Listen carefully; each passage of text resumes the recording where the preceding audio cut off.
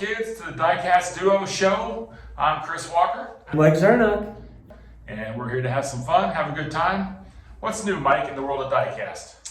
You know, man, it's always crazy. You know, you always ask me that, and most of the time we just don't have enough info out there. You know, we do get stuff from Mattel or HotWheels. Yeah. And but yeah, there's a lot of convention stuff out there. You know, every now and then we get to go to conventions, and I don't know what's new with you. What's going on with you? Nothing much. Always getting ready for a convention, but it seems like every month somebody says, "Hey, what's going on? What are you making now?" Something for the convention. That's the thing. You're always making something, building something, and painting something, and it's not like you're doing one or two of them. Usually about 3 or 4. Yeah. How do you do that? I mean, you I know you have to go through and you take them apart and you strip them and all that. But you do different colors. 100 of this, 200 of that, and how long does it normally take you to do a custom, or like an event car? I know that you do the charity car for the Los Angeles show, yeah, and for the Nationals.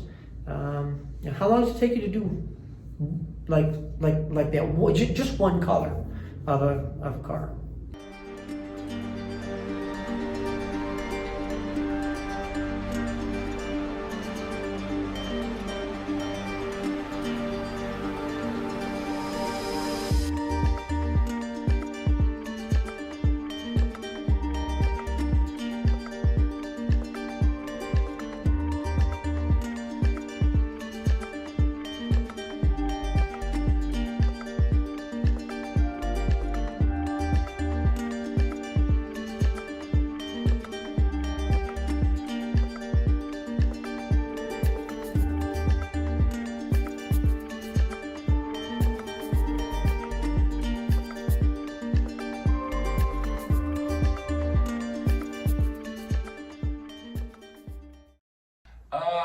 I get that question a lot. They say, well, how long does it take you to do a custom? And that's almost a possible question to answer. It's almost as if I make 10 or if I make 100, the process is almost the same. It's just as easy. As long as I'm making one, I'll make 5. So doing multiple runs is pretty good. Like for the convention, it takes me about 4 months to do 600 to 700 cars. And I do that for the Hot Wheels convention for Mark and Jennifer, and then the national shows. And then in between, I got my own line of customs, and I do some clubs here and there. Oh, right. You do different clubs. You do a 25 run or 100 run for them. Yeah. And of course, you have to do those. That's definitely what you do. So you have to fit that in between the Nationals and the Hot Wheels convention. But I know you do, being my friend, I know you do a lot of different club cars and things for other people, And the fun part about it is too, well, it's all fun, but every once in a while you get to sprinkle in a car that you did a one of 2 of, or a one of 1 for a friend of their vehicle, just for the heck of it. And as a matter of fact, you just got a car today. Yes. Tell us about that. It's kind of along these lines. Tell us about that.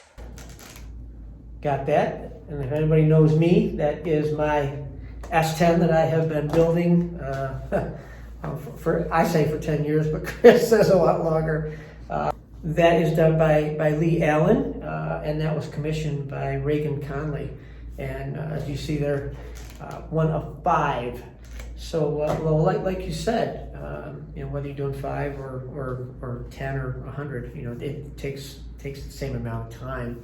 But yeah, this is definitely it's got the altered up there. It's got same as my shirt actually, because Lee did my shirts, and a lot of my signing sheets are done with this logo on it.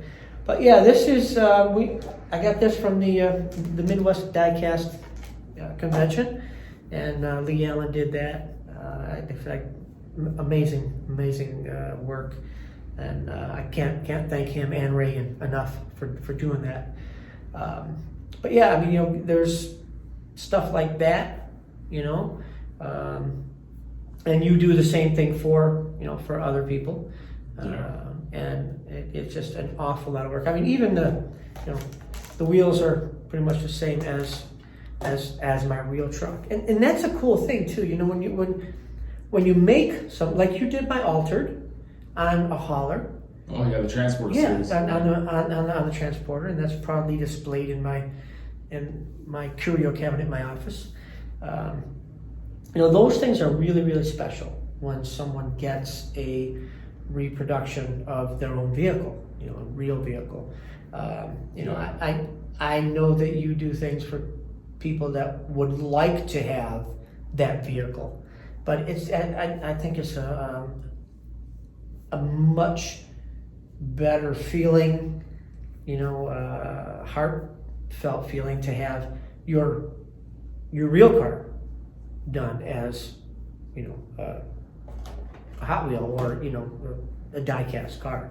Because we're both car guys. We go to car shows. We have cars that we bring out, and a lot of guys, car guys and toy car guys, and toy car guys are car guys. And you usually see a reproduction of that car, on the air cleaner or on the dashboard or on the radiator. Everybody tries to get a reproduction of their car, and you are the guy that can do that. Lee Allen can do that. There's not too many people out there that have that kind of talent. Or to make it look as good as it can be. Well, right. Yeah, that's okay. what I'm saying. When you do a car, it looks just like the car, but you take your time to do that. You do your research. You do you go the extra mile to make it look like the real one. I mean, anybody can take nail polish and paint a car red, but you made the decals for my truck, just like Mattel did when they did the race car. They took the picture of the real race car and they duplicated my name and all that. And you did that too. You have that capability and you have that talent. And Lee does too, which you can see by this. What I think is cool about that one, like you said, a lot of people, you go to car shows, they got an 18 scale or 64 scale of something that looks like their car, a nice little facsimile. What I think is cool about that one is that since he did the design for your shirt, he had the same design he can use for the artwork. The artwork on the packaging is a really nice touch because that's personal. That goes right to your heart. That's you. Yeah, for that's sure. what I mean. You make it personal, and you did the same thing with the packaging of the hauler with the car. You have my name and everything there. That's what makes the difference. Is going that extra mile, making it a cooler, more personable piece. Yes, having a car painted like it, that looks like it. You might have a 58 and somebody will make it a 57. But you do what it should look like, and I know that takes a lot of time and of course a lot of talent. But having the card go with the car. That's the extra mile. Yeah. Now you do the cards also for different events. How do you do that? I mean, if you don't want to tell your secret, that's fine. But I basically just do the artwork on to be printed out like on cardstock and then folded, so it's got the artwork front and back. And it's actually more simple than you really think. I mean, it's not really. Yeah, I don't have that kind of talent, so I don't know what's involved in doing it. But when you do it, it looks like it came from Mattel. It's. Well, we cheat a lot, but that's it's all theater of the mind, smoke and mirrors, all that kind of stuff. The magic of television. Yeah, pretty much. It just doesn't have the 40 pounds. So, But yeah, well, the neat thing is too, with that, you could display that next to your altar because you actually have a Hot Wheel that Mattel made of your actual race car. Yeah, having my real car being made as a Hot Wheel by Mattel with my name on it, that's a dream come true, let alone, I never even dreamt, every kid said, oh man, I'd love to have a Hot Wheel with my name on it, and I think Matchbox did a contest years ago, win your name on the side of or on the roof of a Matchbox stock car, and some kid won it, so you got, Billy on the top, but here I walk into any store, and there's Mike Zarnock's Altered Roadster, and there's my car, my name. That was like, whoa, Now, what year did they put that one out? 2009. That was the year that you and I were inducted into the Diecast Hall of Fame. Really? Yes. That's a good landmark year then. It was. You got inducted to the Hall of Fame, and you got a replica of your race car with your name on the door. Not just one that looks like it. It has your name on the door because your real race car had your name on the door. Yeah. Oh yeah. They took the picture of the race car with all my graphics on it, and put it on the Hot Wheel car. And Van did that, and grateful for the great job that he did on that. But yeah, it was just to have my car done as a real Hot Wheel. You look through any catalog, any book, any whatever, and I'm part of the Drag Strip Demon series, along with Shirley Muldowney and Don Perdone, and It's forever in history. Yeah, now. yeah. You're in the books. Yeah, I wrote some books, but I'm in the history book, the book For Hot Wheels. Yeah, and it's just like I said, I never any of this stuff that I've done and you've done, it wasn't we didn't come out and say we were going to do this. It just evolved into something cool, and here we are today. Well, it's like we talked about last time. It always happens organically. It's an act that people think, well, how did you do that? Well, if we'd have set out and to do it, none of it would have came true. None of it would have happened. It's just, right place, right time, and just accident. You always say good things happen to good people, but I don't know about being a good person. Well, we try to be the best people we can, we always do good stuff when we can. Yeah.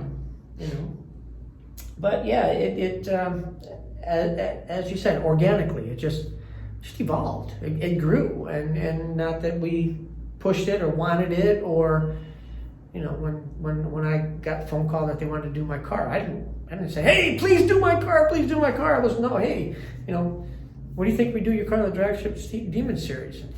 Oh, okay, how much do I have to pay you? How many of them do you have left? Because I know you gave out. I gave them all away. The only ones that I've ever sold was ones that I had to buy off of eBay or something. I might have 10 left at home, and they were just put away. There's one in my office in the curio cabinet. But yeah, I gave them all away.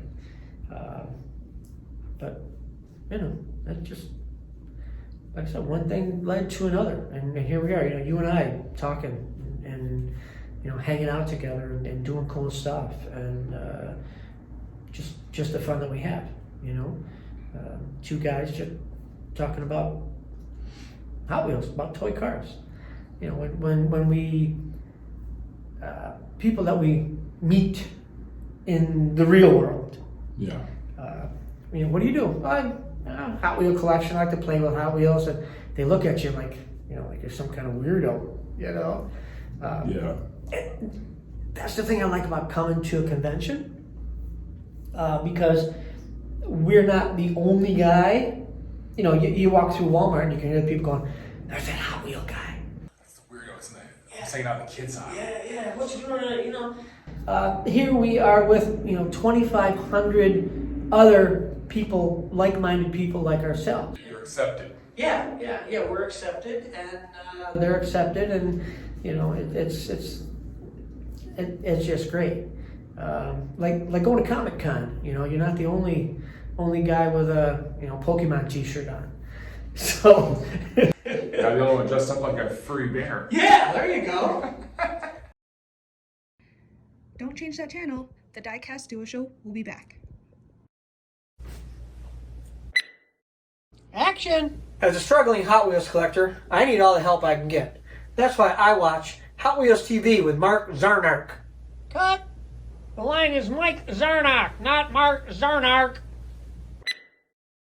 Action!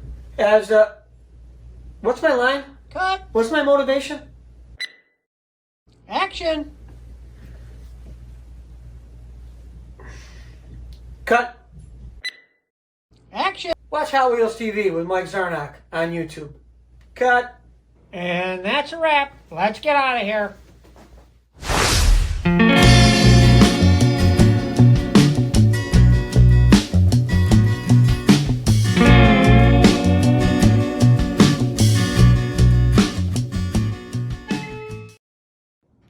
And now back to the Diecast Duo Show.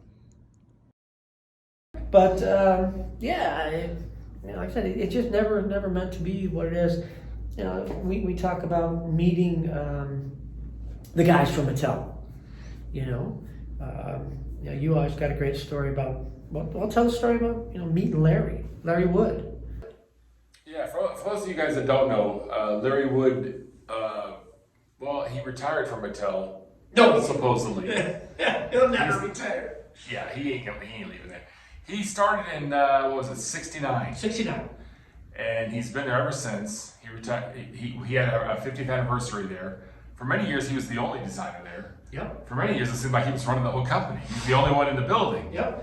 But you know, supposedly. But he is Mr. Hot Wheels. I mean, for sure. You know, they always say about car people, they got gasoline in their veins. Larry literally has diecast in his veins. Larry has Xanax in his veins. But he designed probably more cars than anybody else. He's the big daddy of Hot Wheels. And I went to my first convention in 2003 in Cincinnati Nationals. Same as you, yeah. And you know, we didn't even. We didn't. Yeah, never ran into you. I don't think I didn't have a book or anything at that time, so I wouldn't have known who you were. And that was actually, you know, the first time that my book was released, and I was just trying to get out there, you know, trying to sell my book. And my first time somebody asked me to, you know, sign my book, it was like, whoa, you know, somebody asked me for my autograph. Yeah. But yeah, go ahead, finish your story. Well, you know, that's the first time since it was both of our shows, so you can relate to this. It's the first time we ever see somebody at Mattel who was a designer, because not all of them, but a good handful of the designers go meet with the people. They're a great bunch of guys, and you get the chance to rub elbows. They'll go room shopping. They might even come into your room, but they have autograph sessions where you can go get an autograph. And I was with my friend Chris out. We were in the hallway. This is his first show too. And Larry Wood walked by, and he had his little e-sheets and his marker, just kind of wandering the hallways like he normally does, looking like a lost soul. He's pretending. And I whispered to my friend Chris, I saw a picture of him online. I said, "That's Larry Wood." Who's Larry Wood? He said he's a big daddy designer of the Hot Wheels. And Chris saw, "Oh, cool, can you get an autograph?" No. I don't want to bug him, you know. Who am I to Larry Wood? And slowly, we're like that little kid at Disney, you know. Slowly over the years, you get to know some of the people, or you see some of the same ones. They'll talk a little bit more. They'll come into the room and talk cars, like they do with you, because since you're a car guy, a lot of these guys are car guys. You guys will talk forever about just a transmission. And I'm over there, my eyes are rolling in the back of my head, bored out of my skull. Because I don't even talk about building cars, because all mine run. Yeah, well, I got Chevys, so we got to fix them all the time. No, that was a dig. But you get to know these people, and over the course of 20 years, I've gotten to become friends with Larry. As you, we'll get a phone call, come to the house, maybe get a Christmas card, which if you'd have told ourselves back in 2003, eventually he's going to send you a Christmas card or call you and ask you a question. You'd be like, yeah, Larry's going to call you and ask you about the power brakes on his 55 Chevy pickup. Yeah. No, he ain't. Yeah, that's not going to happen. Or you sit and wonder, man, I wonder what kind of cars he's got in his Hot Wheels collection. Well, now, years later, we've come to find out. We've been doing some garage, things like that. But like you said, we never said, you know, I'm going to be friends with Larry Wood, and Yeah. I'm going to call Larry Wood on the phone and he's going to send me a Christmas card, and, you know, go to his house for a party, and, you know. Yeah. It doesn't happen that way. But Yeah. Which is kind of funny because there's a lot of people you could see at the events. It's probably bad to say. They try too hard. Yeah. And they don't. A lot of these guys, the Hot Wheels ain't their whole life. It seems like it might be a dream job, but some of them it's just a job. They're enjoying it, but they also do other things that have other interests, and they don't want to talk Hot Wheels all the time. Well, some of them they do. Well, that's like seeing your doctor in a restaurant and saying, you know, I got this really bad rash. You want to look at it for me? And say, you know, I'm having dinner with my wife here. You know, make an appointment. Exactly. You know. So fast forward many years, you and I were talking at a table at one of the events in Las Vegas. Mm-hmm. This was during the dinner event, and we were at the table close to the podium because I was doing a presentation on the entertainment. You given somebody Oh. a model that you had made. Yeah, for the entertainment award for. Yeah. Was it Chips? The guys from Chips? It may have been. Usually, it was something related to the movie industry. Oh, diecast. maybe it was for the Dukes of Hazzard, and it was what's her name that we were having dinner with. Catherine Bach. Yeah. That could have been. Daisy Duke. Yeah. Well, you were the MC of the whole event, so we were discussing how we insert what I do and you do, and just getting synced up. We just started hanging out around that time. We started Yeah. talking. Yeah. Well, a little while later, it was early because we were in early because we were lining up stuff for the presentation for the Hall of Fame dinner. Is what it was. Yeah. Larry come in. He had Shirley with him. He starts walking towards our table. Well, it was just you and I at the table. Our wives weren't there yet, and we had some other people we were going to reserve chairs for. And Larry says, "Hey guys, you mind if I sit here?" And I made a comment. Glad it was you and not me. Yeah, I says, "You're gonna have to F off, Larry. We got people here." And I didn't say. I said the actual word. Yeah, but yeah. you know, we were tight enough with Larry. We could have done that, and we did do that because and Larry thought it was funny. But he did end up sitting with us anyway. Yeah, he sat with us anyways. I'm just kidding, Larry. You can see. But to think back, had I said that to him back in 2003, which I wouldn't have. No. No. And some people find it funny that I would have said that to him anyway. But it's like it's Larry. Oh yeah. You tell me that all the time. So. So yeah, it's just funny how it gets that far. And we've met a lot of the other guys from Mattel and on that kind of. Yeah, I mean we do many of these events, and we sit in, which is another weird thing.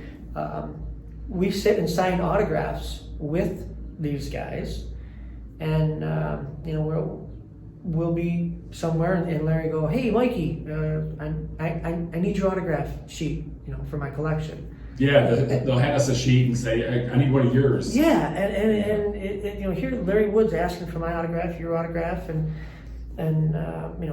Brendon and just all the guys. Yes, they're normal people, like we are. Yeah. But they have become superstars in the Hot Wheel world. For sure. Yeah. And here we are sitting next to them, hanging out with them, and I think it's just so surreal, and an honor. We didn't get to. Sometimes it's like, what am I doing over here? Right. I mean, we don't design Hot Wheels. We just write books on them. I've written books. You've wrote way more than I have on TV shows, things like that, and in magazines. We've got we're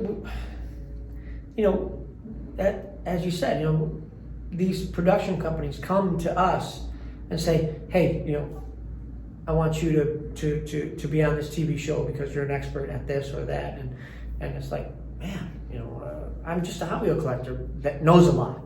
Yeah. So, but yeah, we've become experienced at all of that stuff and become professionals. which is weird. We get paid to do it, and it's just cool. But hanging with the big guys, it's just an awesome honor. What I thought was weird, we talked about TV show. They filmed us for the History Channel. Yeah, 50th anniversary. 50th anniversary of HotWheels. And we had a great time in Dallas, and walking on like cloud 9 the whole time. Yep. We'd have to another show talk more about this, but it was within a week of coming back or something like that. You get a phone call, hey, we want to come out to your house and film some more. And I'm like, yeah, we'll have to talk about that whole ordeal, because that was cool. It was different, and it was cool. yeah, I had to call you right. Hey, guess what? And you're like, yeah, they called me too. And so that was an amazing thing. It was an amazing experience. It is funny how much they'll film. So we ended up, a couple days each. Man, they filmed for days, and we got 13 minutes out of the hour show. I got less than a minute, but that's show business. Yeah. And I was very happy. I loved it. We'll have to talk about that experience on another show. But yeah, so through all that, now I see people in the hallway, which it's kind of comical because I know I'm just me. I'll see somebody walk up, Mr. Night Stalker, can you sign my card? And he looks real sheepish, and I look at him, and I see me. Oh yeah. When I started out. Definitely. And I think it's great. I smile. I love when the little kids want a picture. And you and I have taken pictures with many of the kids. Oh. Same kids over the years as they get bigger and bigger. Yeah, they're all bigger than me now. Yeah, and it's great because the kids they remember us. They're still in the hobby. And they're still collected. Yeah, and that's what it's all about. It's still. Well, we said we try to be the best people that we can, and we're sharing our knowledge, and we're sharing our love for the hobby and our passion for the hobby. So we let everybody know that, hey, it's okay to collect Hot Wheels, Yeah. It's okay to do what we do. It's okay to take them apart and paint them and do whatever you want with it. It's a hobby. And it's okay to still be the kid. Yeah, I'm still a kid. We talk about Larry, and I always did the same thing too. It's like, hey, there's Larry Wood, or there's Carson Lab, or whomever. But I was with George Barris, who was one of my idols, and here is me, George Barris, and Larry Wood coming up to get an autograph from George. Okay, so Wow. yeah. Now you got some stories about. I seen a picture of you sitting in the back, the actual Batmobile. Well, that's what I'm saying. Like I said, Larry. The heroes have your heroes have heroes, and George was one of Larry's heroes, and of course one of mine. But yeah, George would call me and send me Christmas cards, and here, who would have ever thought? Here in 1966, I was 8 years old watching Batman, the Batmobile, and whoever thought that I'd be able to sit in the Batmobile, The real deal. the real #1 Batmobile, and have George Barris of all people telling me all of the stuff, all the Bat gadgets that are in there, and and I'm just glad I have pictures of it, because nobody would ever believe that. Especially when you were 8 years old. Yeah, and here, like I said, George sent me pictures there, of he and I together in Christmas cards, and called me on the phone. Hey, what are you doing? It's just. Yeah, he had that voice. It's just and when I got to interview him in his office with hundreds of Batmobiles from all over the world, it was just such an honor to do that. And I never ever thought that I would be able to meet him, let alone have him become my friend. Now, when you look back on that picture and you see it again, You don't see you now anymore, do you? You see you as Oh, little, yeah. little 8-year-old Mike sitting in the Oh, Batmobile. yeah. As soon as I walked into Barrister's shop and saw the cars, I mean, I didn't know what to do. It was like I was brought back to being 8 years old, laying on the floor, like this far from the TV set, watching Batmobile, and that and the car coming out of the Batcave and the sign coming down. It's like, wow, yeah. Here I am sitting in it. I might remember a little bit of sitting in it, but it was just such a rush at the time.